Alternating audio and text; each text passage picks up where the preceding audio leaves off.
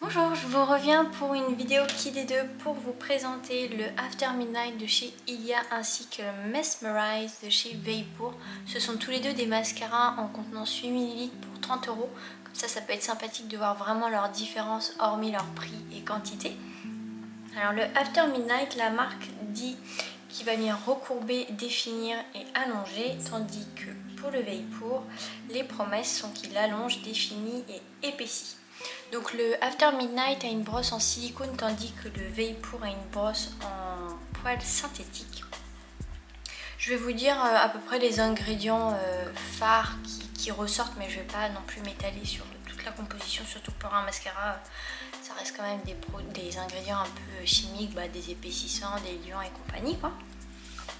Donc pour le After Midnight, on a comme label cruelty free, gluten free. Les trois premiers ingrédients sont de l'eau, de la cire d'abeille et du beurre de karité. Et puis après, au niveau de la communication, la marque nous dit que dedans on a du beurre de karité, donc de l'arginine, donc un acide aminé, qui va être intéressant pour la pousse des cils.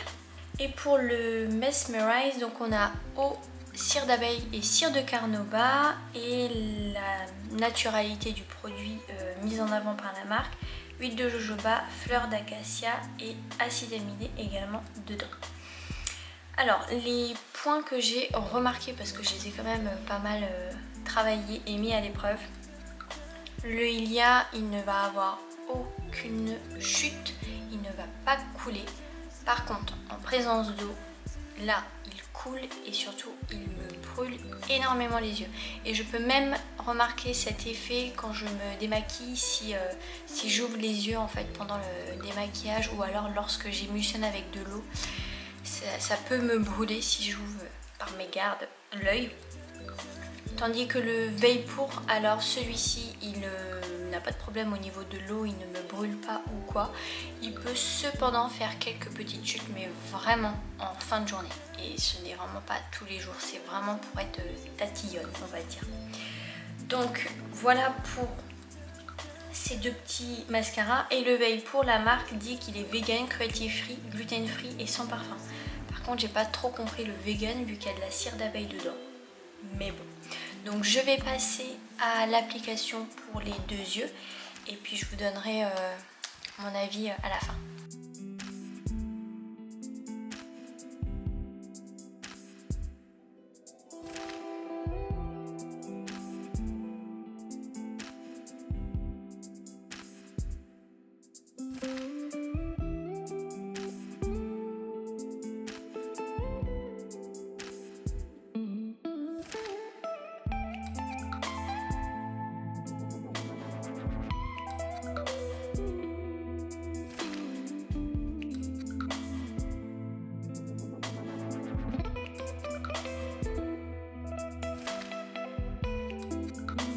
Volontairement, je ne me suis pas recourbé les cils. De toute manière, mon recourbe-cils est cassé en fait au niveau de la petite mousse entre guillemets en silicone, ce qui fait que ça me casse les cils. Donc ça fait plusieurs mois que je n'utilise plus de recourbe-cils.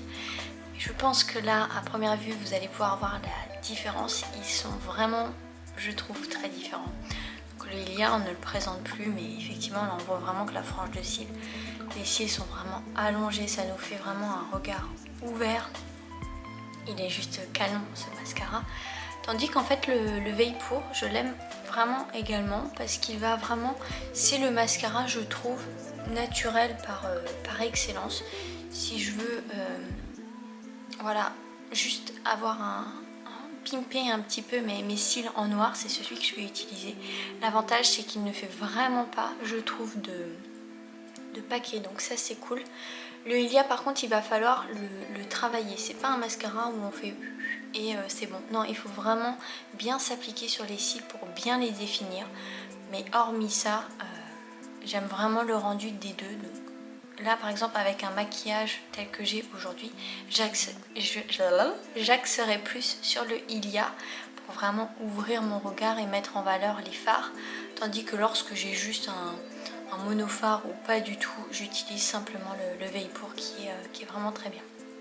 Si je devais en choisir un, c'est compliqué parce que, enfin c'est compliqué, rien n'est compliqué non plus dans la vie, mais c'est surtout en termes de mascara. Mais bon, je pense que j'opterai quand même pour le Ilia parce qu'il va venir vraiment définir et allonger les cils, tandis que le Veilpour va vraiment donner un effet naturel. Donc voilà, selon l'effet que vous recherchez, l'un pourra plus convenir à vos recherches, je vais dire.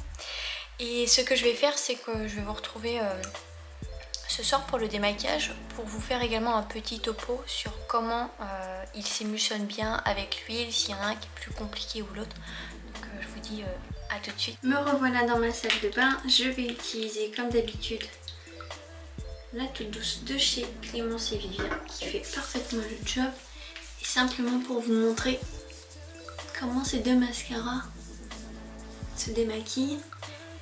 Il y en a un qui est plus compliqué, je trouve, même si ça va encore. Donc à cet œil-ci je porte le Veilpour et l'autre le Ilia.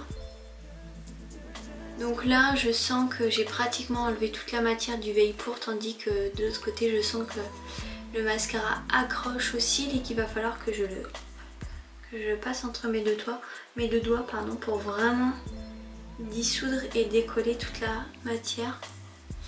Après en termes de dégâts sur le visage, il n'y a pas grande différence, hein. On a la même quantité je trouve. Donc le Veilpour va se démaquiller plus facilement et plus rapidement. Et il conviendra peut-être aux personnes qui ont des cils et des yeux un peu sensibles, où voilà, le fait de gratter, de frotter entre guillemets peut être dérangeant. Donc eh bien c'est avec ma petite tête de panda que je vais clôturer la vidéo. J'espère que ça vous a plu et puis peut-être que ça vous a aidé à faire un choix entre les deux. Je vous embrasse bien fort et je vous dis à la prochaine.